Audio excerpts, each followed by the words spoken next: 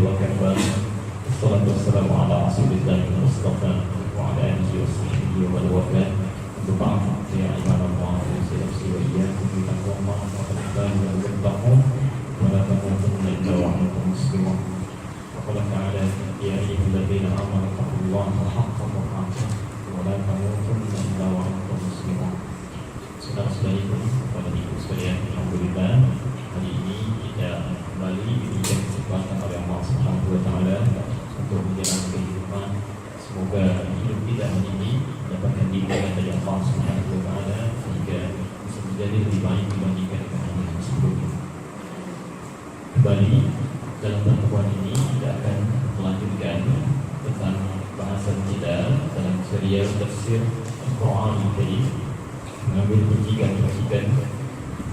amalan petunjuk dan kebaikan dari ayat-ayat Al-Quran yang telah diberikan oleh Allah Subhanahu wa taala kepada Nabi Muhammad sallallahu alaihi wasallam. Dalam pertemuan yang lalu kita telah bahas sebagian dari ayat-ayat Al-Fatihah sampai ayat tadi yang ini. Hari ini kita coba sekarang lanjutkan pada bahasan ayat Iyyaka na'budu wa iyyaka nasta'in. Sebelum bahasan kita lanjutkan, kami ingin coba dulu melihat satu pengantar ilmu dalam hal menafsirkan Al-Quran, sehingga dengan itu kita nanti bisa memiliki ukuran, kemudian patokan-patokan penafsiran-penafsiran yang baik, termasuk juga bisa memetakkan pengajaran-pengajaran tafsir yang baik yang sekiranya ilmunya bisa kita ambil dan pelajari. Dalam kaidah tafsir, setidaknya ada 3 hal yang mesti diketahui. Ada 3 hal. Yang pertama, ada yang dikenal dengan 2S 1L, 2S 1L. Baik. 2S 1L ini metode menafsirkan yang pertama. Kalau kita bisa tampilkan sudah ada 2S 1L.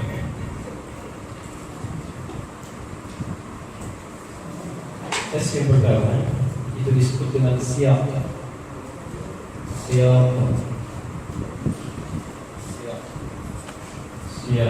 Okay. S yang kedua disebut dengan sibak. Okay. Dan L yang terakhir disebut dengan lihaq.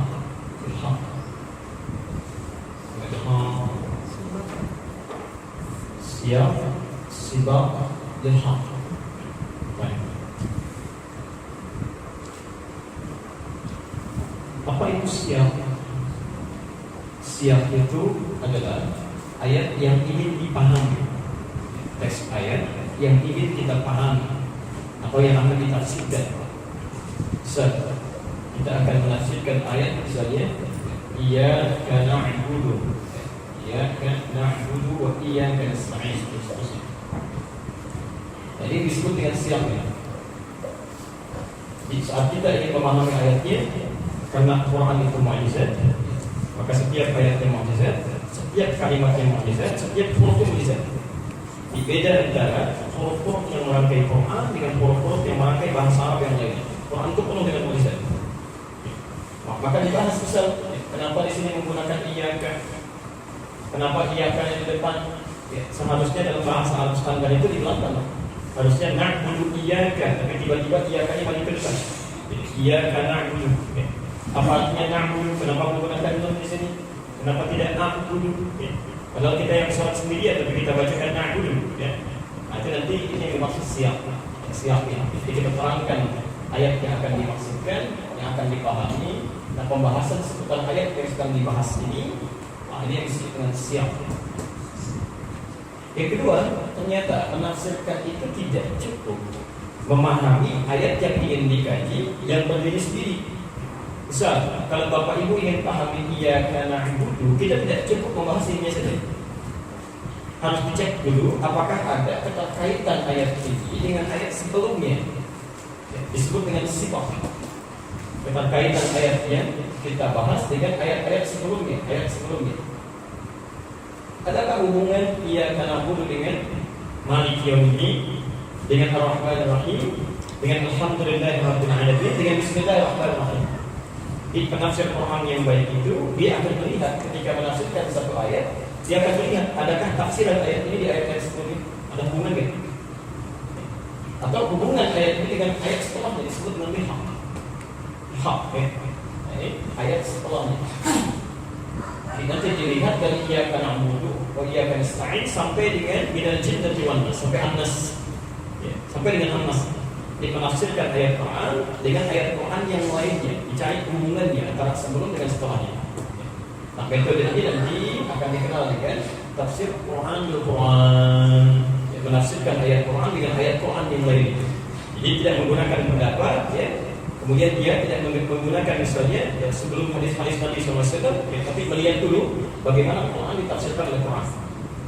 Nanti ada yang satu surat langsung, misal Inna anzalnahu fi lailatul qadar. Sungguh kami turunkan Quran ini di malam Al-Qadar. Wa ma adraka ma lailatul qadar. Kan disebutkan situ apa Lailatul Qadar itu, dijelaskan ya setelahnya, itu disebut dengan haq. Lailatul Qadar khairun min alf syahr. Al-Qari'ah, mal Qari'ah, wa ma adraka mal Qari'ah. Nah, itu ketika menyebutkan satu ayat, dijelaskan di ayat-ayat setelahnya itu disebut dengan haq. Nah, jadi kalau di dunia tafsir itu tidak mungkin menafsirkan Quran kecuali dia hafal Quran dulu. Dia hafal Quran, dia tahu seluk-beluknya, dia tahu kaitan-kaitannya, maka boleh. Syarat yang pertama ini terpenuhi bagi seseorang untuk menafsirkan Al-Quran. Kalau tidak paham, dia tidak boleh, harus bersandar pada orang yang paham. Pada orang yang nanti dilihat lagi. Jelas di sini. Ini bagian yang pertama.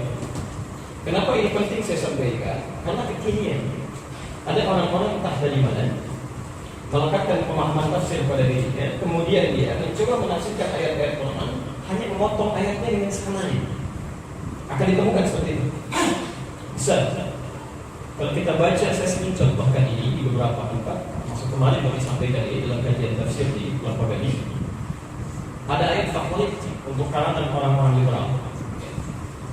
Di Quran surah kedua Al-Baqarah ayat 62, posisi paling kiri sebelah atas. Innal ladzina amanu wal ladzina hadu wan nasara was-sabiin, dan seterusnya ayat. Itu Masya Allah ketika mereka tafsirkan, sebagian mereka mengatakan justru ini ayat yang menguatkan tentang konsep pluralisme agama. Semua agama adalah sama, karena Tuhannya sama, cuma caranya beda-beda. Cara menuju Allah itu beda-beda dengan mereka. Tuhannya sama. Ayat yang menguatkan ayat ini. Innal ladzina amanu wal ladzina hadu wan nasara was-sabiin. Sungguh orang-orang yang beriman, maksud mereka orang Islam, wan nasara orang Nasrani, Kristen. Kemudian walladzina hadu, masyaallah itu orang Yahudi, was-sabiin, dan agama-agama al-biwatan, kayak penyembah bintang, kayak matahari dan sebagainya.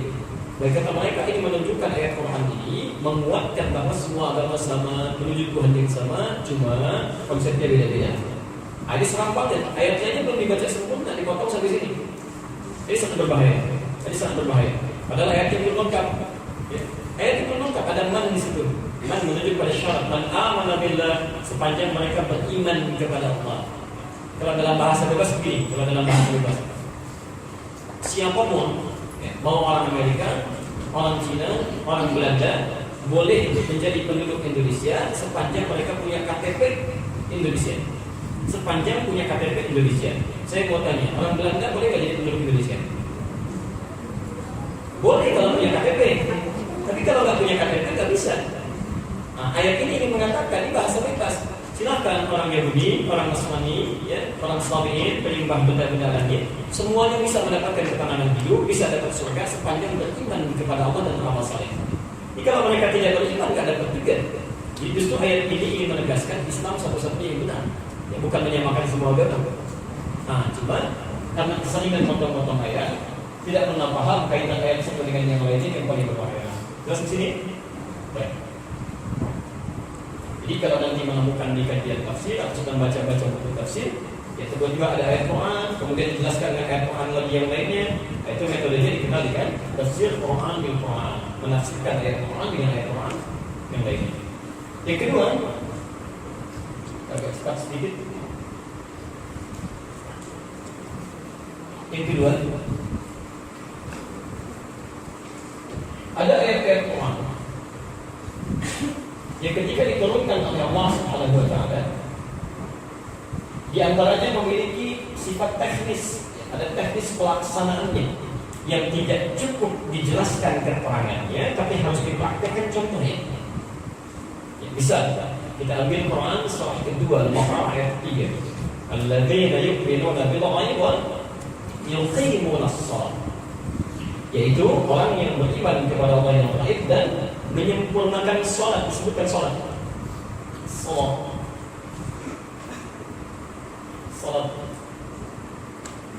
Pelan-pelan. Caranya bagaimana? Cara sholat bagaimana? Tidak ada di Quran, gak dirinci. Silakan coba lihat di Quran. Adakah ayat yang berbicara berdiri menghadap ke kiblat, angkat tangannya sejajar dengan bahu, sejajar dengan daun telinga, kemudian boleh ucapkan takbir sampai dengan salam? Gak akan ditemukan. Gak akan ditemukan. Kalau ada sepanjang apa ayat ini, dan sebanyak apa nanti setebal apa? Yang sekecil itu aja ibu sampai puluhan tahun belum apa-apa, kan? Bagaimana dengan semakin tebal lagi? Itu tidak mudah itu. Maka untuk memudahkan kita memberikan rahmat kepada umat manusia, maka Allah Subhanahu wa taala kemudian menunjuk seorang manusia untuk menjadi utusan, dikenal dengan rasul, diberikan tugas. Ya. Maka ditunjuklah, dipilihlah Nabi Muhammad SAW, kemudian diberikan tugas untuk menerangkan kandungan-kandungan Quran sekaligus mempraktekkan perintah-perintah yang terdapat di dalamnya. Maka Masya Allah, Nabi Muhammad itu 30 generasi sebelum beliau dilahirkan itu sudah disebutkan akan membawa tugas ini. Misal kita pakai Quran saja, karena sedang kerja tafsir. Quran surah kedua Al-Baqarah ayat 129, posisi paling kiri sebelah atas. Nabi Ibrahim alaihissalam, Nabi Ismail alaihissalam diperintahkan oleh Allah Subhanahu wa taala, seperti pernah kita bahas, untuk meninggikan bangunan Ka'bah. Di Ka'bah itu yang bangun bukan Nabi Ibrahim. Sebelumnya sudah ada. Bahkan di Ali Imran itu ayat 95 sampai 97 ya, tentang haji itu. Ya, inna awwala baitin wudi'a lin-nas. Sungguh rumah pertama yang dibangunkan untuk manusia, bukan manusia yang bangun. Ka'bah itu bahasa Qurannya dibangunkan untuk manusia. Jadi bukan manusia yang bangun. Cuma nanti pada zaman Nabi Nuh alaihissalam, zaman Nabi Nuh terjadi banjir besar.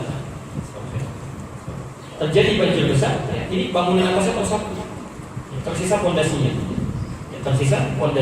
Dari zaman Nabi Nuh itu ke Nabi Adam ada sekitar 5 sampai 6 generasi. Nuh bin Mihdai bin Matusyara bin Kinan bin Adwas bin Zid bin Adam alaihissalam. Itu satu generasi bisa ribuan tahun. Terjadi banjir besar, tersapu seluruhnya, tertinggal pondasinya. Dalam bahasa Arab, pondasi itu kalau satu disebut dengan kaidah, kalau banyak disebut dengan qawaid. Karena Ka'bah itu punya 4 sisi, ada 4 pondasinya, maka disebut dengan qawaid, 4 sisi kurus.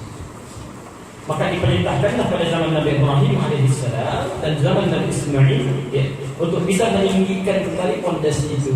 Maka turun perintahnya di Al-Baqarah 127 paling kiri sebelah atas itu. Wa idh yarfa'u Ibrahimul qawa'ida minal baiti wa Ismail.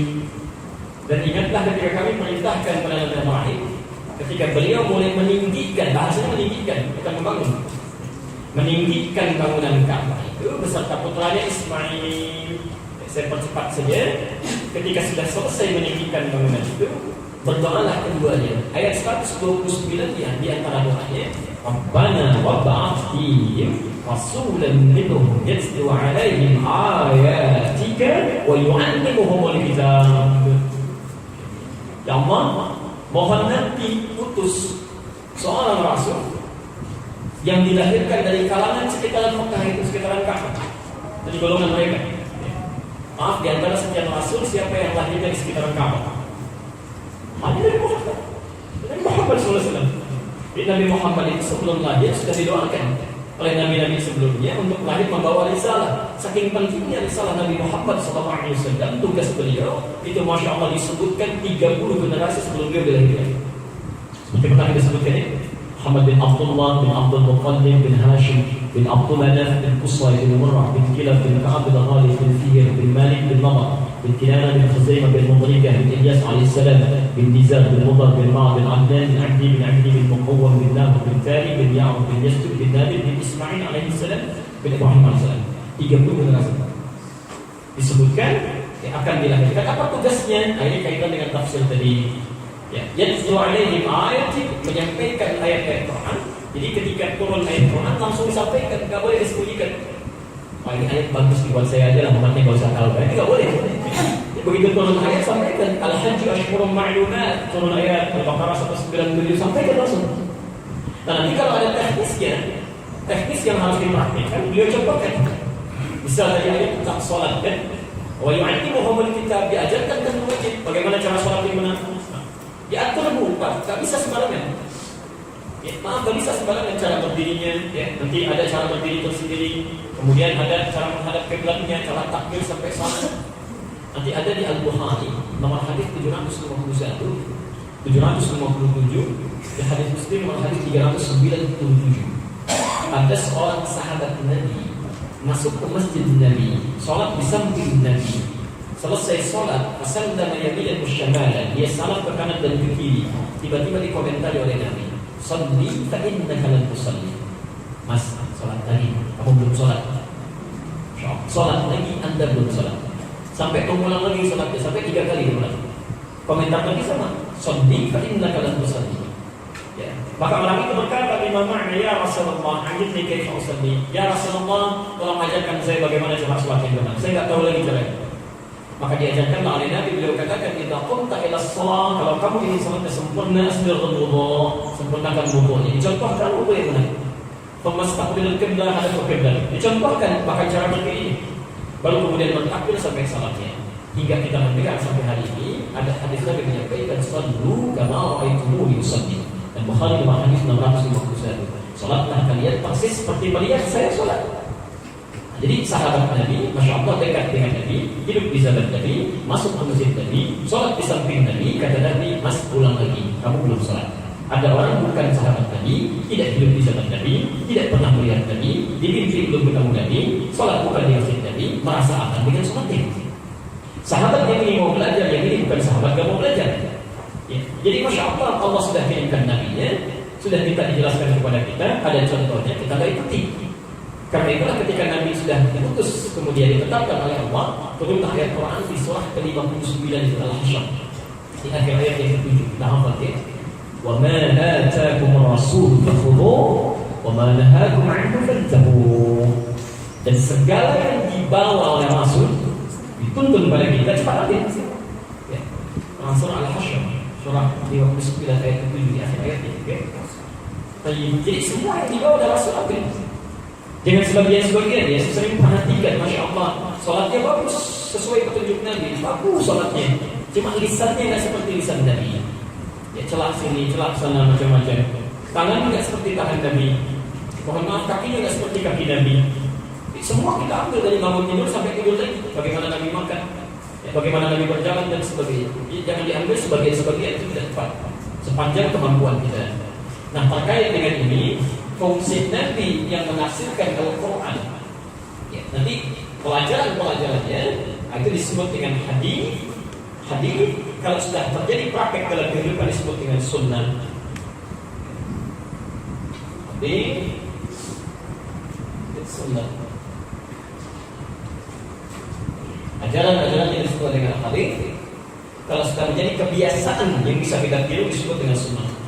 Dan di sini nanti muncul istilah tafsir Al-Quran bil hadis, menafsirkan Al-Quran dengan hadis. Dipopulerkan ungkapan dengan Al-Quran dan Sunnah, kan? Ambil dari Quran dan lihat tuntunan Nabi dalam kehidupan. Jelas di sini? Jadi kalau misal, mohon maaf, kita ingin menafsirkan ayat Quran, hadisnya ada, maka kita tidak perlu berpendapat, karena penafsiran hadis dari Nabi SAW itu lebih benar. Lebih benar Quran diturunkan pada beliau, masa kita mau tafsirkan? Makanya kata Nabi, kalau ada seseorang menafsirkan Quran dengan akalnya, padahal ada tuntunan yang benar, sekalipun pendapatnya benar tetap salah. Tetap salah karena dia mengikuti manhaj yang keliru. Ya, manhaj yang keliru. Ini ada misal ya, Masya Allah, ada kejuaraan balap mobil misalnya.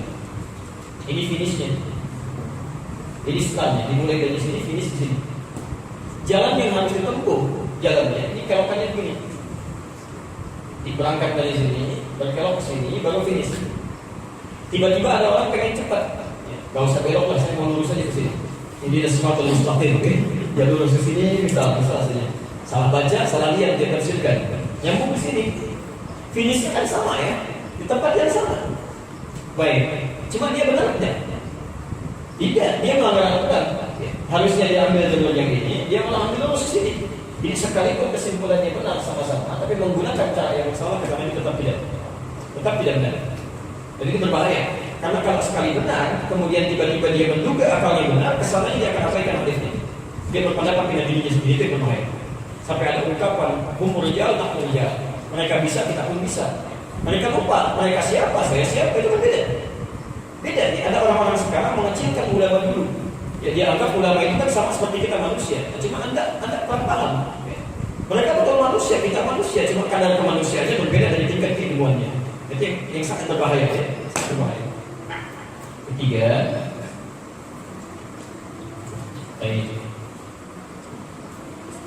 Nabi SAW kemudian mengajarkan penafsiran ini. Jadi kalau orang diterangkan oleh Nabi, ya, hadis-hadis Nabi, jadi kebiasaan, jadi sunnah, terangkan ini pada umatnya. Umat yang bersama Nabi, hidup semasa dengan Nabi, melihat Nabi, beriman pada Nabi sampai meninggal. Perhatikan kalimatnya, hidup semasa dengan Nabi, melihat Nabi, beriman pada Nabi sampai meninggal. Itu disebut dengan sahabat. Sahabat.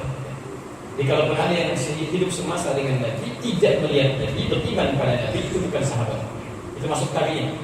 Sekalipun semasa dengan Nabi, seperti Uwais Al-Qarni misalnya, semasa dengan Nabi, beriman pada Nabi, tapi tidak pernah melihat Nabi. Ada orang semasa dengan Nabi, melihat Nabi, tidak beriman pada Nabi, itu bukan sahabat. Nah, saya berkurang satu, maka hilang kemudian titel sahabatnya. Ada beriman pada Nabi, melihat Nabi, semasa dengan Nabi, tapi imannya tidak sampai dia wafat. Seperti Musailamah Al-Kadzdzab. Begitu Nabi meninggal, langsung ngaku Nabi, oh saya Nabi baru katanya, Nabi baru. Ya. Dan Masya Allah itu Musailamah Al-Kadzdzab itu punya kemampuan berbicara yang sangat fasih. Jadi kalau dia bicara itu kata-katanya tinggi sekali. Begitu Nabi meninggal, ngaku Nabi dan tidak sedikit yang ikut dia. Karena keindahan bahasanya, jadi kira kamu benar. Kalau Muhammad SAW itu punya ayat surah Al-Fil, saya juga punya Al-Fil. Ya. Nabi Muhammad SAW diturunkan Al-Fil, kuliah al-harga. Oh, sudah salah kan? Jadi tidak fokus. Alam tara kaifa fa'ala rabbuka bi ashab. Ayo fokus. Fil saya juga punya tadi. Al-fil khurtumuhu tawil. Apa artinya fil? Banyak kata dia al-fil khurtumuhu tawil. Belalainya panjang, khurtum itu belalai. Tapi dalam bahasa Arab dia ketemuin. Al-fil khurtumuhu tawil, dia ketemuin. Itu banyak yang kagum dulu. Banyak yang kagum ngaku Nabi sampai kemudian dia wafat ya, ditombak kemudian oleh salah seorang sahabat Nabi yang lain. Jadi kalau sekarang ada orang ngaku Nabi, katakan pada orang itu kamu ketinggalan. Dulu sudah ada. Jadi orang ini ketinggalan. Ya bukan cuma kesiangan. Ya, udah lewat siang lewat malam lewat mau apa lagi? Ya, jadi ada orang mengatakan ini kesiangan kan? Enggak, dia enggak kesiangan. Enggak kemalaman sudah lewat. 15 abad yang lalu sudah ada. Ya, dan Masya Allah, tapi yang paling aneh, kok ada juga pengikutnya? Ada aja pengikutnya, coba lihat. Setiap ada aliran sesat, selalu ada pengikutnya. Ada yang salah. Di catatan lapor-lapor itu Kementerian Agama, ada agama baru yang terletak di antara Jawa dengan Sunda, perbatasan Cirebon Pusat. Namanya agama Jasun, agama Jawa Sunda. Masya Allah. Agama Jawa Sunda, betul. Nabinya namanya begini. Ada satu itu, jadi masalah kan? Baik.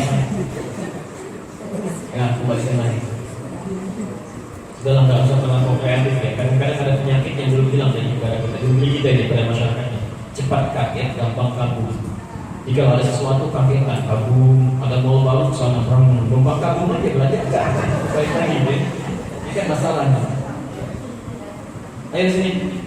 Nah, diajarkan pada sahabat menerima ilmunya dari Nabi, dipelajari lagi, disampaikan pada tabi'in, dirangkum lagi sampai mereka memahami dengan baik. Orang yang paham, mengerti, punya ilmu disebut dengan alim. Jamaknya disebut dengan ulama. Ilmunya menjadikan dia takut kepada Allah Subhanahu wa taala. Maka yang ketiga nanti ada penafsiran Al-Qur'an yang disampaikan oleh pendapat para ulama.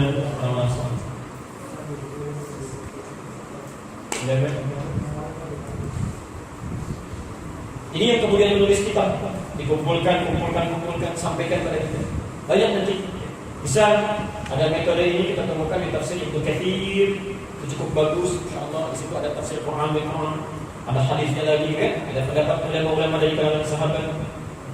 Ada misalnya yang setelahnya, ya ada Al-Alusi Ruhul Ma'ani kan, ada Ibnu Jarir Al-Qulani, ada macam-macam. Sampai kekinian ada Al-Marawdi, ada misalnya Sya'rawi. Saya bawakan yang agak simpel. Ini kami langsung belajar kepada penulisnya. Jadi saya sangat berada di Al-Azhar tahun 2006.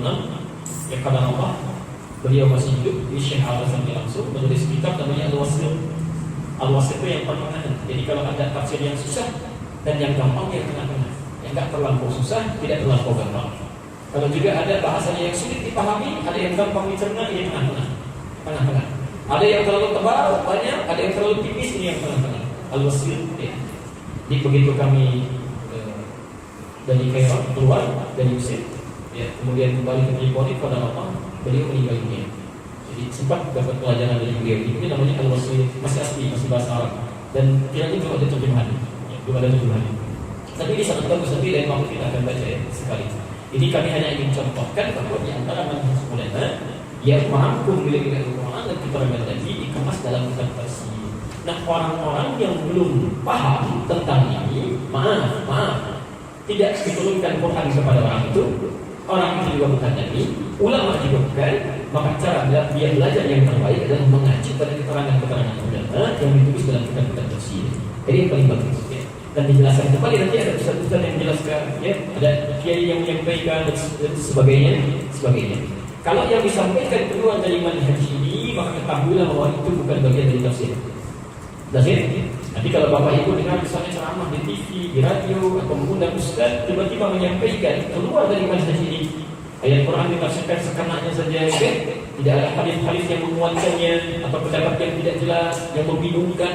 Itu artinya itu bukan bagian dari tafsir. Awas, karena ini pernah diingatkan oleh Nabi. Nanti ada di hadis Muslim, ya, dari 9 jilid itu, syarahnya Imam An-Nawawi, ada di jilid yang pertama, halaman 111, bagian keempat, hadis nomor ke-6, posisi paling kiri, itu dari hadis dari Abu Hurairah. Saya sebutkan saja bab ya, supaya cepat.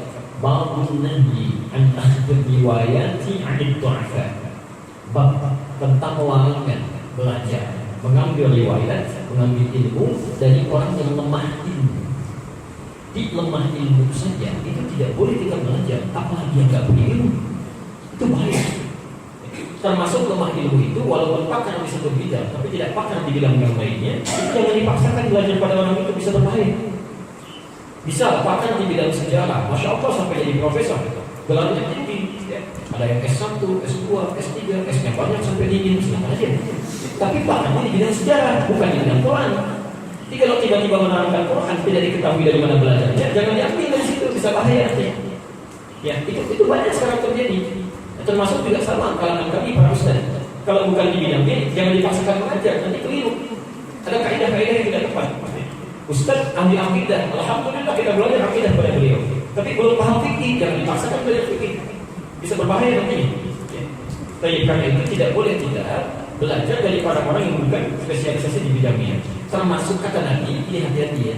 Kata Nabi, hadis itu disebutkan dari Abu Hurairah, saya qulu fi akhir zamani, akan nampak nanti di akhir zaman dan jauh dan para pendusta yang punya sifat seperti Dajjal. Ya, jadi bukan Dajjal, tapi sifatnya kayak Dajjal. Dajjal itu pintar tidak? Pintar atau bodoh? Pernah lihat? Dajjal itu pintar. Kalau dia keterangan ini pintar. Kalau tidak pintar, bagaimana bisa menipu banyak orang? ya, punya magic dan sebagainya, itu pintar. Nah, yang dimaksud nanti akan ada orang yang diduga orang pintar, padahal pintar, tapi berdusta. Berdusta mereka, berdusta ini bukan dusta cuma menipu di urusan pekerjaan, tidak. Tapi yang paling menarik, yuhaddithunakum bima lam tasma'uhu wa la yasma'uhu aba'ukum. Mereka akan banyak ceramah, banyak mengajarkan sesuatu yang membuat kita heran. Bahkan orang tua kita pun dulu tidak pernah mendengarnya. Zaman Nabi, zaman jahiliyah, sejahiliyah-jahiliyahnya tidak pernah ada yang mengatakan semua agama sama. Mereka beri utusan pada Nabi, Masya Allah. Mereka sampaikan Muhammad SAW, kita tidak usah ributkan. Kepercayaan kita memang beda. Tapi supaya kita tidak berselisih, saling toleran, hari ini kami ikut agama kamu, nyembah Tuhan kamu, besok kamu ikut kami, nyembah Tuhan kami. Maka turunlah Quran surah Al-Kafirun itu. Lakum dinukum. Di zaman jahiliyah tidak ada yang mengatakan semua agama sama. Sekarang sudah lewat jahiliyah, orang kembali ke lebih masa daripada jahiliyah. Ini yang berbahaya. Jelas di sini. Baik, jadi maksud saya, sebelum kita antarkan pada ayat selanjutnya, maka manhaj kita, cara kita belajar itu akan mengacu pada metode ini. Kita akan lihat dulu kaitan ayat-ayat Qur'annya, kita lihat tafsiran hadisnya, kemudian kita lihat aqwal ulama dan jadi kesahatan fi tempat ya. Dapat pendapat ulama yang berbicara tentang esensi yang sedang kita kaji. Bismillahirrahmanirrahim. Kita mulai bahasan kita. Ayat yang selanjutnya, iyyaka na'budu wa iyyaka nasta'in. Iyyaka na'budu wa iyyaka nasta'in.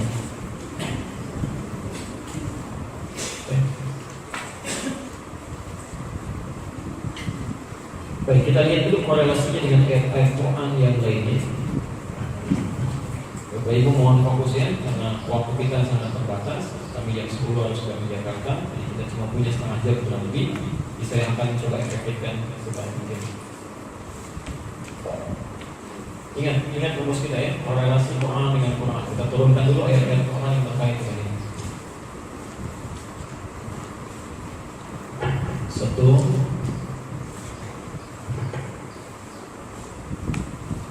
Quran surah ke-51 ayat 56. Ya, terlalu kecil. Bisa besarkan.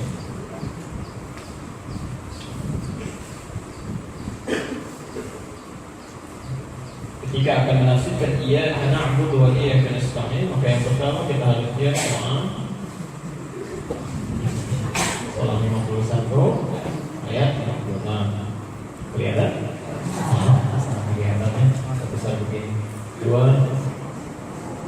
Quran surah ke-46 Al-Ahqaf ayat 15.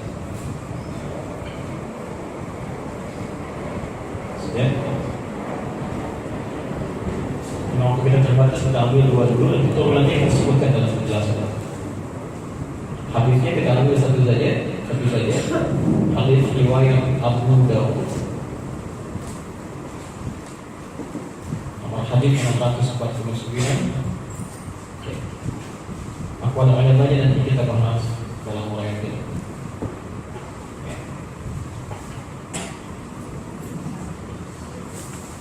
Baik. Bismillahirrahmanirrahim. Iyyaka na'budu wa iyyaka nasta'in. Pada ibu sekalian, dalam pertemuan yang lalu kita telah membahas bahwa seluruh nikmat yang Allah titipkan kepada kita, baik dari Bismillahirrahmanirrahim yang kita syukuri alhamdulillahirabbil alamin, yang ditambahkan lagi Rahman-Rahim, semua nikmat yang seyogianya kita alami saat ini itu hakikatnya kata Allah bukan milik kita tapi milik Allah.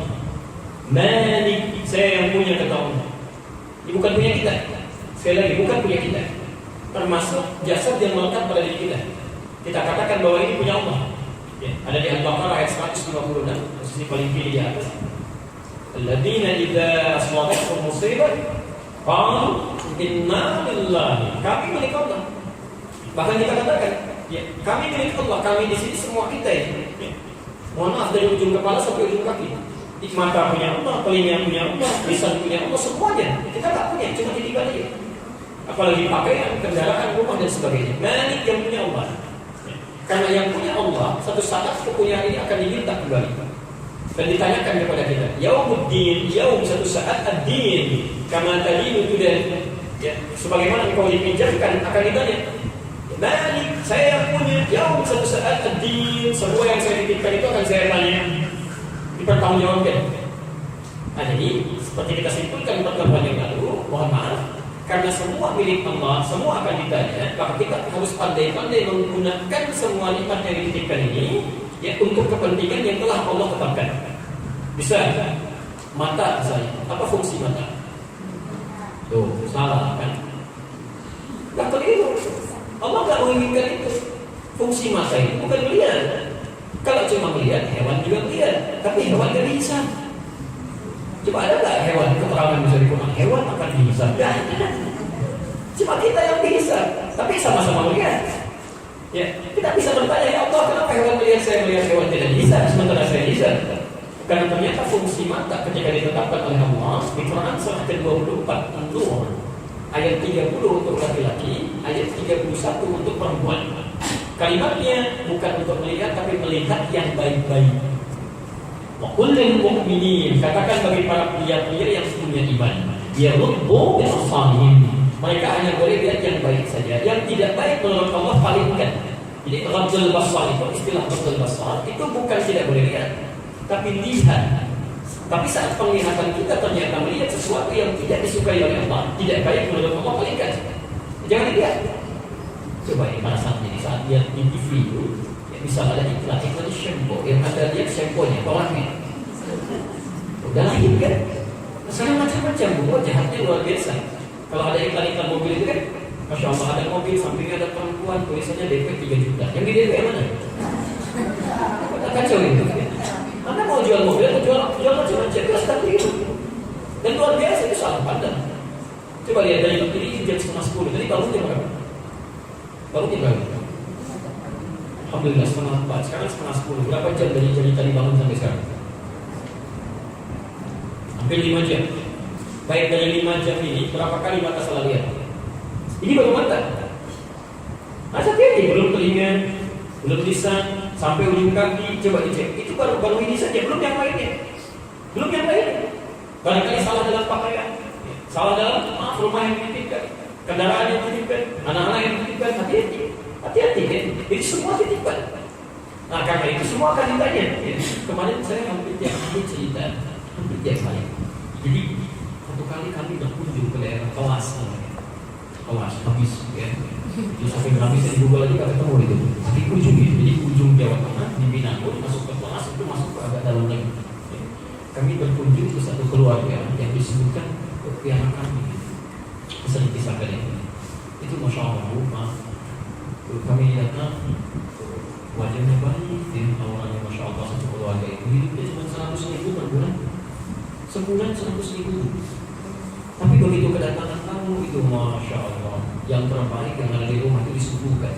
Bahkan sempat masak ikan di rumah itu disuguhkan itu. Ya, ada satu keluarga hidup 100.000 per bulan, tidak punya. Ada orang dititipkan ya Allah tidak dibalik 10 kali lipat, 100 kali lipat, setiap detiknya penuh dengan Tuhan. Yang berkurang, yang ada belum pakai. Yang menarik saat kami lihat kambingnya agak cepat disampaikan, itu ada 4 kambing. Keempatnya ditutup pakai potongan buah. Ini nyata, buah yang agak besar ya, kurang 1 liter itu. Dipotong, ditutup ke mulutnya. Masya Allah, saya bilang itu apa kambing? Sakit. Apa ada penyakit menular? Orang ini tersenyum kecil, tapi jawabannya membuat saya diam. Kemudian saya takut beberapa detik. Nanti kami menangis, saya diam. Allah. Kata orang ini kambing baru tiba dari tempat kami ini hadir di sini. Kami tutup mulutnya supaya di jalan tidak makan yang bukan hak. Tidak makan yang bukan hak. Anda bayangkan ada orang kampung menjauh di sana, jangan ikut naklim seperti bapak ibu sekalian, tidak punya catatan. Ya. Masya Allah cuma dengan satu kalimat, jangankan untuk setiap yang dititipkan pada dirinya 1 sennya, kambingnya dititipkan. Masya Allah, kambingnya dititipkan. Maka bagaimana dengan Anda yang dititipkan berkali-kali lipat dalam kehidupan? Bukan cuma kambing, ada pakaiannya, kendaraannya, rumahnya, segalanya. Sudahkah satu saat sebelum tidur malam kalau semua ini ditanya? Itu sempat menangis, saya sampai pulang saya lihat barang-barang saya kebanyakan ini. Kebanyakan ada sesuatu yang harus diperbaiki lagi. Masya Allah. Hati-hati itu titipan. Nah bagaimana supaya caranya kita selamat? menolak kehidupan itu. Kemudian ditanya oleh Allah mudah jawabannya. Diwawancara oleh malaikat di alam kubur mudah, kemudian kita menjawabnya seperti apa yang harus kita siapkan. Maka diteruskan ayat selanjutnya, karena saya kata Allah, suatu saat saya yang punya ini akan saya tanya tentang jawaban semuanya. Maka supaya mudah semua itu, iyyaka na'budu.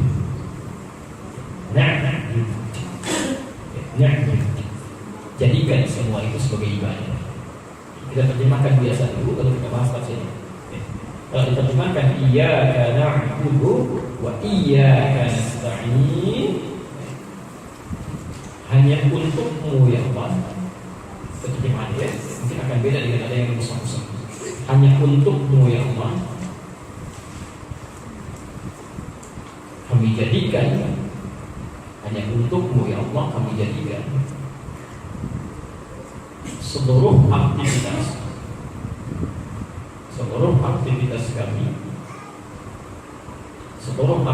kami dan nikmat yang dititipkan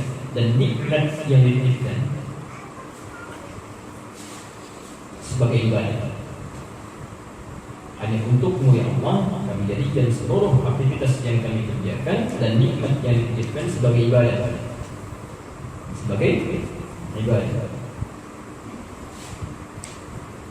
Dan hanya kepadamu ya Allah,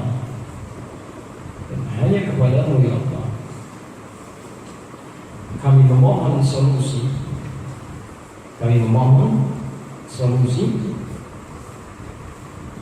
dari segala persoalan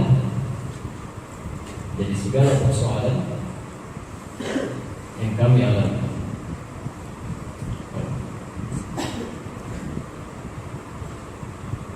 Nah, sekarang perhatikan, caranya supaya kita mudah menghadap Allah, mudah ketika ditanya. Maka kata Allah, sudah jadikan ibadah. Jadi pekerjaan kita semua mesti jadi ibadah. Jadi bangun tidur sampai tidur lagi. Jadi bangun tidur itu harus jadi ibadah. Makannya ibadah, bukan cuma menghilangkan lapar, harus jadi ibadah. Minum ibadah, berpakaian ibadah, bahkan masuk toilet itu harus jadi ibadah. Semua ibadah. Karena itu tidak ada satupun aktivitas kita yang kita jalani sebagai seorang muslim yang baik-baik kecuali bersanding dengan doa. Ada doanya agar menjadi ibadah. Silakan cek. Bangun tidur ada doanya. Ya. Coba lihat di agama lain atau yang dianggap sebagai agama. Silakan cek. Demi Allah saya katakan, Anda tidak akan pernah temukan di kepercayaan lain yang seluruh aktivitasnya yang baik-baik bersanding dengan doa kecuali dalam Islam. Silakan cek. Kami punya koleksi di rumah. Ada Bible, Barnabas saya punya. Injil-injil yang ini juga saya sempat beli. Ada kitab Yahudi saya punya. Silakan cek. Cuma kitab kita yang lengkap. Makanya di setiap tempat kepercayaan lain itu ketika berdoa itu tidak ada doa spesifik, tidak ada. Pada narang semua. Mau makan bahasanya bahasa sendiri. Mau tidur itu satu dengan yang lain bisa beda. Silakan cek. Satu dengan yang lain bisa beda. Cuma di agama Islam yang semua aktivitasnya Masya Allah ada doa yang melekat kepadanya, tidak direka-reka, semuanya ada. Bangun tidur doanya khusus, berpakaian doanya khusus, bahkan ke toilet antara masuk dan keluar lain doanya. Supaya apa? Supaya jadi ibadah. Supaya jadi ibadah. Karena memang tujuan hidup kita itu diciptakan untuk ibadah. Nah, tadi yang dituliskan Quran surah 51 ayat 56, sisi paling kanan di atas titik bawah. Wa ma khalaqtul jinna wal insa illa dan tidaklah aku ciptakan jin dan manusia itu kecuali semua aktivitasnya mesti jadi ibadah. Jadi ibadah. Bahkan tak hafal doanya kata Nabi, cukup ucapkan bismillah, sebut nama Allah. Kullu amrin bi ibadatin yabda'u fihi bismillahirrahmanirrahim fa huwa amdah. Setiap perbuatan baik yang bisa disertakan nama Allah bismillahirrahmanirrahim, minimal baca bismillah. Kata Nabi, terputus nilai ibadahnya. Jadi hanya sedang punya fungsi dunia saja. Misal si fulan akan minum, Muslim, non-Muslim pun minum, ini sama-sama minum, airnya sama, volumenya sama. Ketika dia minum, fungsi minum menghilangkan haus. Tapi ketika yang Muslim minum menggunakan nama Allah, Bismillahirrahmanirrahim, dia minum, maka minuman yang masuk ini bukan sekedar menghilangkan haus, tapi kalimat yang merubah itu menjadi nilai ibadah. Ada nilai ibadah. Itu bedanya. Jadi maaf kalau ada orang Islam minum, tidak menyebutkan nama Allah di dalamnya, itu sama aja minum dengan non-Muslim. Tidak ada nilainya. Sama kerja begitu, duduk begitu, nulis begitu, bismillah duduk, bismillah terima telepon, ya, bismillah tulis SMS, ya, dan seterusnya. Jadi ada kalimat-kalimat yang melekat supaya jadi ibadah. Ini poin pertama. Jelas ya? Baik, dan kalimatnya pakai ins. Manusia di situ pakai ins. Ins seringkali disandingkan dengan jin. Berulang 18 kali dalam Al-Quran. Kita itu disebut dengan 5 nama di Quran. Kadang disebutkan dengan bashar. Ya. Bashar, basyarun. Qul innama ana basyarun mithlukum. Bashar. Disebutkan 35 kali dalam Al-Quran. Basyarai 1 kali. Kemudian ada ins. Ya ma'syaral jinni wal ins. Wa ma khalaqtul jinna wal ins. 18 kali disebutkan dalam Al-Quran bersanding dengan jin. Ada lagi nas. Qul a'udzu birabbin nas. 241 kali disebutkan. Ada insan ar-Rahman 'allamal Quran khalaqal insan. Iqra bismi rabbikal ladzi khalaqal insan. Disebutkan 65 kali di Quran dan terakhir Bani Adam atau Dzurriyyah disebutkan 7 kali di Quran. Baik, kalau disebutkan ins itu artinya manusia ditunjuk secara personal, sendiri-sendiri, masing-masing. Jamaknya nas, ya, nas. Jadi kewajiban ibadah itu menjadikan semua aktivitas sebagai ibadah. Itu masya Allah, itu tuntutan dari Allah kepada setiap kita. Gak bisa pakai perwakilan. Misal, ketika mau sholat, misalnya tiba-tiba ayahnya yang sholat, yang lain enggak. Ditanya di hari kiamat, kenapa nggak sholat? Sudah ada perwakilannya Allah anak saya. Semuanya ada orang tua yang demikian. Anaknya 4 tahun ke masjid, bapaknya 40 tahun enggak. Ditanya, Pak, kenapa anaknya ke masjid, bapak enggak? Kan sudah ada perwakilan, minimal ada. Nggak bisa begitu. Setiap hisab itu akan melekat pada setiap orang. Jelas begini ya? Nah, jadi seakan-akan ayat ini ingin mengatakan akhlaqul jinna wal insa illa liya'budun. Kenapa ins disebutkan dalam konteks tunggal? Ingin mengatakan bahwa setiap kita akan bertanggung jawab pada setiap perilaku. Akan ditanya apakah menjadi ibadah atau tidak. Masya Allah, jangan kalah sama jin. Jangan kalah sama jin, karena kita lebih mulia dibandingkan dengan jin. Jin saja disebut sujud pada manusia dengan kemuliaan yang Allah tetapkan. Sujud penghormatan maksudnya. Nanti banyak dari Al-Baqarah ayat 34 dia ditemukan lagi di Al-Kahf ayat 50 bisa. Dan ada jin yang tidak mau sujud nanti, yang kemudian dikenal dengan iblis. Itu jin asalnya. Quran surah ke-18 ayat 50. Wa idh qulna lil malaikati isjudu li Adam fasajadu illa siapa yang iblis? Kana minal jinni fa fasaqa an amri rabbih. Iblis ini asalnya jin yang taat, cuma karena tidak mau menaati perintah Allah, menyimpang dia, maka dikenal dengan iblis. Kemudian disebut iblis yang tertutupi oleh keburukan-keburukan. Hati-hati. Di tugas pertama kita jadikan aktivitas itu sebagai ibadah. Sama, nikmat juga begitu. Didirikan nikmat bukan untuk pamer, salah, untuk ibadah. Dari tubuh kita dulu yang nikmatnya sama semua. Yang ada mata, telinga, mulut sampai ujung kakinya. Masya Allah, titipan dari Allah. Dan Allah menitipkan sesuai dengan kebutuhannya, sesuai kebutuhan. Masya Allah, ketika lahir misalnya, mohon maaf, ada yang lahirnya disebut dalam bahasa manusia cacat. Bukan cacat, memang titipan ibadahnya sampai ke situ aja. Ada lahir bu, matanya nggak bisa lihat, Masya Allah, waktu itu keluar maksiatnya. Sudah, kamu ibadah pakai telinga aja, supaya nggak terlalu banyak yang ditanya nanti. Masya Allah, udah ibadah pakai itu. Tapi orang ini tanpa melihat pun dia masih kayak menghafal Quran sampai hafal. Dulu waktu di Kairo, ada dari Asyub namanya, Asyub, tempat akhirnya Imam Asyubi yang menulis kitab Al-Itqan, dia menulis Quran. Itu Imam Asyubi, lahirnya di Asyub, namanya Jalaluddin, asalnya dari Asyub dikenal dengan Asyubi. Namanya Syekh Nawawi, asalnya dari Banten, dikenal Nawawi Al-Bandani. Namanya Ahmad Khatib dari Minangkabau, dikenal dengan Ahmad Khatib Al-Minangkabawi. Masya Allah. Namanya Syekh Yasin dari Padang, dikenal Syekh Yasin Al-Padani. Masya Allah. Namanya Ustaz Najib, bisa dari Kanji, Ustaz Najib Al-Kanji. Dari Asyid Musa, dari Asyid Mu'az, bukan Musa itu anak kita. Mu'az dari Asyid 4 tahun. Masya Allah. Matanya pun tidak bisa lihat.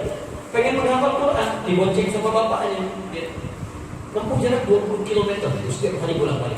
Masya Allah, begitu datang, baru baca 1 ayat, disuruh pulang lagi. Datang, kalau kita lah begitu datang, dia bacakan Iqra yang mulai Alif Lam Mim. Cukup pulang ya, besok kesini lagi.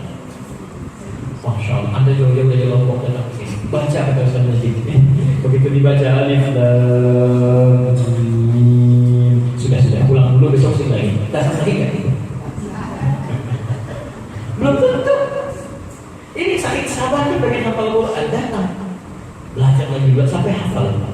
Bapaknya yang kalau tidak hafal, anaknya hafal. Tapi mendapat pahala yang sama, kan lebih. Tapi ketika ditanya kenapa anak tidak mau menghafal Quran, kata anak ini, supaya saya bisa bawa bekal menuju Allah. Saat dihisab nanti, tangan saya akan bergetar, kaki saya bergetar, ayah saya tidak akan menemani lagi. Saya akan katakan kepada Allah, ya Allah, saya sudah berusaha menghafal Quran dalam keadaan mata saya tunda. Kalau dalam hisab ini masih kurang bekal saya dan harus dihukum, tolong kurangi hukuman saya dengan Quran yang telah saya hafalkan. Jadi anak dititipkan oleh Allah, mata yang tidak mampu melihat masih bisa menghafal Quran. Masa ada orang yang dititipkan oleh Allah mata yang bisa lihat, mushafnya bisa diketahui, ada ragamnya. Ya, Masya Allah usianya begitu luar biasa, lebih daripada 4 tahun. Mau sampai kapan lagi tidak membawa Quran dalam kehidupan? Salah satu itu akan ditanya, jangan tidak akan ditanya. Belum pakaian, akan ditanya. Masya Allah belum kendaraan. Ini bukan buat pamer. Kalau bapak ibu merasa kaya dengan harta benda yang meningkat, dulu ada yang lebih kaya, namanya korun. Sampai dia baca di Quran, nama bapak ibu nggak ada di Quran. Korun ada, saking kayanya. Coba lihat Quran surah ke-28 itu, Al-Qasas itu kan. Masya Allah ayat 76 sampai ayat 79 di posisi paling kiri sebelah bawah. Masya Allah, inna Qarun kana min qaumi Musa fabagha alaihim. Qarun itu termasuk zamannya Musa, kaumnya Musa. Sombongnya luar biasa. Padahal kata Allah, perhatikan apa yang dia sombongkan.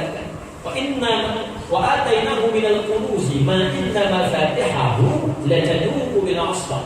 Masya Allah. Wa atainahu minal kunuzi, kami titipkan kepada dia. Kami titipkan. Jadi bahasa Quran itu ketika harta kita rasa-rasakan punya kita, bahasa Allah itu titipan saya. Kami titipkan pada Qarun, yang punya siapa? Yang nitip. Kita punya Allah, seakan-akan bahasanya Qarun, ini harta punya saya titipkan sama kamu. Ibu bapak pengen tahu berapa yang dititipkan? Berapa yang dititipkan? Itu kata Quran, kunci-kunci berangkasnya saja itu gak sanggup dipikul oleh orang-orang paling kuat di zaman ini. Disebutkan setiap Qarun kemana-mana itu selalu membawa 10 bodyguard.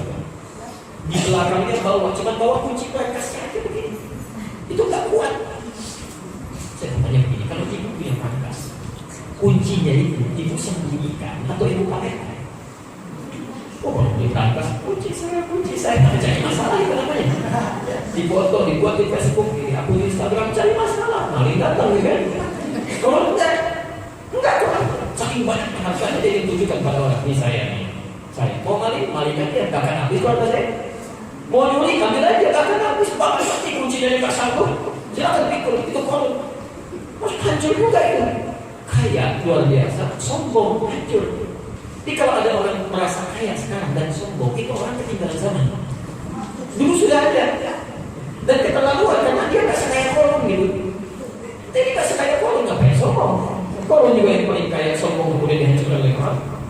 Masya Allah belum punya motor baru, kok ke masjid dekat ini masjid di rumahnya. Mutar dulu pakai motor. Ping tetangganya tuh tetangganya pada batu kan? Ada gitu deh. Ini kan macam juga seperti itu. Saya pikir dia keliru. Maka yang menarik begini, kata Quran langsung diluruskan ke pedoman untuk kita. Di ayat 27 dia langsung disebutkan. Wabtaghi fima ataqallahu daral akhirah wa la tansa nasibaka minad dunya. Kami titipkan harta itu bukan untuk pamer, tapi jadikan itu sebagai tujuan menggapai tempat terbaik di akhirat. Jadi kalau ibu dititipkan bapak titipkan motor misalnya, bukan cuma untuk dipakai, tapi apakah motor itu mengantarkan anda untuk ibadah? Saking saya Allah barangkali capek lah ke masjid kalau jalan kaki, silahkan pakai motornya, pernah nggak dipakai? Mobilnya, pakaiannya, macam-macamnya. Coba ya, jadi pakaian kadang-kadang boleh sama satu, kadang sering wangi. Kondangan ibu ganti, Masya Allah bapak penampilan terbaik, pakai sepatu lagi, semuanya bagus. Tapi ketika diundang Allah, yang undang Allah. Di mana di muka bumi ada orang undang 5 kali dalam sehari? Tidak ada. Allah itu undang 5 kali dalam sehari, memberikan apa yang kita pengen, mengabulkan apa yang kita mohonkan, mengampuni dosa-dosa kita, memaafkan kesalahan kita. Masya Allah begitu datang. Padahal Tuhan jelas. Quran surah 7 itu ayat 31. Masya Allah jelas aturannya. Ya bani Adam, khudhu zinatakum 'inda kulli masjid. Anak cucu Adam, setiap kamu dipanggil ke masjid, maksudnya panggilan sholat. Karena kan pakaian terbaik pun. Coba cek. Kadang Kadang-kadang nggak adil kan. Insya Allah kondangan ganti bagus-bagus, begitu dipanggil apa pakai kaos. Bisa terjadi. Coba perhatikan sekarang ya. Kamis, sekarang lihat Kamis. Nanti coba lihat Jumat, Sabtu, Ahad, 3 hari lagi. Perhatikan. Ada orang mau muslim saja, mau muslim nih, pakaiannya bagus. Silahkan cek nanti. Begitu hari Ahad dia pagi-pagi itu sudah siap sih kan. Masya Allah, bapaknya pakai jas, ada yang pakai batik, ibunya pakai kebaya, rambutnya dikepang, anak-anaknya diajak, kasih mainan. Mau musik, dia bajunya bagus-bagus. Bajunya bagus-bagus, masa kita yang diberikan hidayah penampilan begitu-begitu saja? Malu sama. Nah, ini baru nikmat dalam kehidupan kita. Maka segala hal yang dititipkan kepada kita, jika ingin diberikan nanti di hari Islam, jadikan sebagai bagian dari ibadah. Dan ibadahnya, ini poin. Bisa Allah berfirman begini. Na'budu wa nasta'in. Bisa. Maliki yaumiddin. Na'budu wa nasta'in. Bisa. Tapi kenapa misalnya kita lihat di dalam Quran ini didahului kalimatnya dengan keagungan Allah Subhanahu wa taala dengan kata iya. Ya. Sekarang fokus kata iya kan. Kalau bersanding dengan kata iya, kalimat ini itu biasanya di akhir letaknya bukan di awal. Biasanya di akhir. Asalnya na'budu iyyaka. Na'budu iyyaka. Nah, nanti di ilmu balaghah, kalau satu saat ini belajar ilmu balaghah, nanti ada 3 ilmu di ilmu balaghah itu. Satu ilmu ma'ani. Ma'ani itu untuk menentukan kata sebelum kita bicara dengan orang. Kayak misalnya bisa bicara dengan teman, dengan ustaz kan lain kata-katanya, lain, gesturnya juga lain. Itu ilmu ma'ani namanya. Yang kedua, kalau sudah memilih kata, menyampaikan seperti apa? Itu ilmu bayan namanya. Bayan, cara menerangkan, menyampaikan supaya jelas dipahami orang tidak bingung. Oke. Nah, kadang-kadang disampaikan jelas pilihan kata bagus, cuma caranya tidak menyenangkan. Ini satu jadi imam, tiba-tiba ingin menyampaikan kalimat pilihan kata bagus, kan? Kemudian maaf kata-katanya jelas, cuma caranya nggak meyakin. Bapak kalau menambah sampai bisa, ya? Kalau benarkan supaya tidak masuknya, ada kata kalimatnya. Maka ada ilmu yang ketiga disebut dengan ilmu badi'ah. Ilmu badi'ah itu ilmu mengemas kata sehingga ketika disampaikan terasa menyenangkan, mudah diterima. Nanti dalam ilmu balaghah dikenal dengan istilah ikhtisas. Ikhtisas itu mengkhususkan sesuatu, menafikan yang lain. Mengkhususkan sesuatu dengan menafikan yang lain. Spesial. Mengkhususkan sesuatu dengan menafikan yang lain. Meniadakan yang lain. Salah satu caranya adalah memindahkan posisi satu kalimat ke depan kata kerja. Nah, ini iyyaka asalnya letaknya setelah na'budu iyyaka. Ketika dikedepankan menjadi iyyaka na'budu, artinya kita ingin mengkhususkan sesuatu dan meniadakan yang lainnya. Jadi kalau Bapak bacanya na'budu iyyaka, kami jadikan ibadah kepadamu ya Allah, misalnya, itu masih ada peluang dikalahkan oleh yang lain. Kepentingan ibadah ini pasti kalah dengan yang lain. Bisa.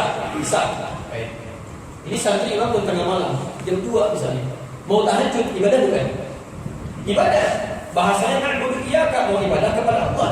Tapi kalau kalimatnya seperti ini, tidak ada komitmen yang kuat, begitu dengar informasi, ping BBM bunyi, bolanya sekarang cepat. Ya, bisa. Kesebelasan A lawan kesebelasan B bisa saja. Tiba-tiba ditunda tahajudnya, masih ada waktu. Saya tonton bola itu. Ya, atau jeda dulu sebentar, mimpinya nanti setelah selesai bolanya. Bisa. Nah, itu artinya apa? Masih dikalahkan oleh kepentingan yang lain. Sama ibu juga sedang belajar di Mall Bekasi misalnya sedang belajar.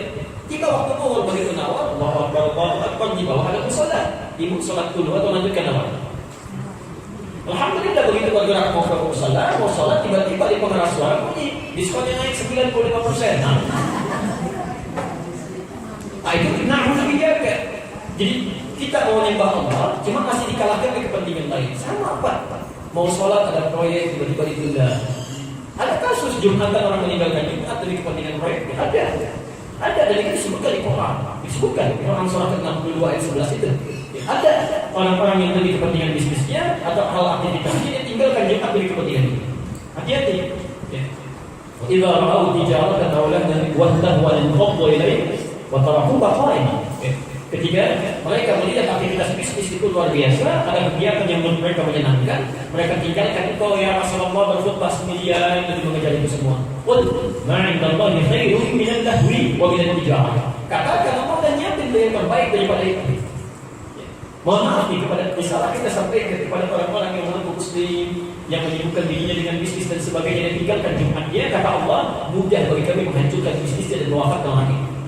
Tapi kalau anda ingin ikut Jumat dulu, kami ganti yang menurut anda mungkin dengan yang terbaik yang sudah kami siapkan. Masya Allah. Jadi kalau kita kemudian ingin katakan, ya Allah, saya ingin tepikan yang lain. Gak ada masalah bisnis, tidak ada masalah macam-macam. Sepanjang kau perintahkan untuk menaikkan ibadah, tidak ada kepentingan yang darurat saat itu, saya hanya akan tunjukkan untukmu, saya khususkan yang lain, saya anggap gak ada. Tepikan.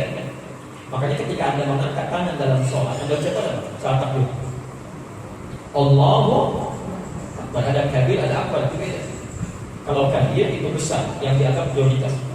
Tapi kalau akbar, semua mubalah, superlatif yang paling besar, maka anda katakan semua sudah tidak ada, kecuali Allah saja yang penting.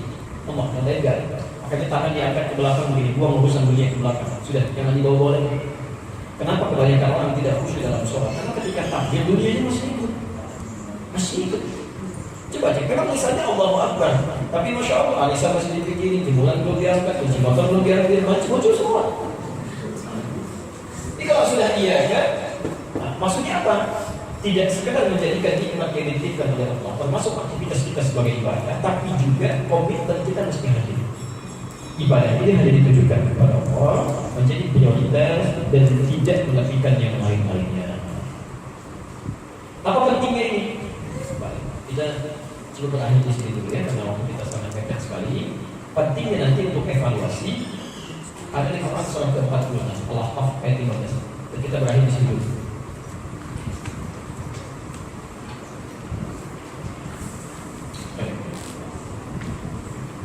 Ada ayatnya, "Wassayna al-insana biwalidayhi ihsana, hamalathu ummuhu kurhan", dan seterusnya. Ada? Baik. Posisi paling kiri di atas sedikit. Dan kami telah mewasiatkan kepada manusia untuk berbuat baik kepada kedua orang tua. Bapak Ibu sekalian, kalau ada kata wasiat yang terbaik apa? Ada wasiat, simpulan berwasiat yang terbaik apa? Biasanya umumnya orang membayangkan meninggal.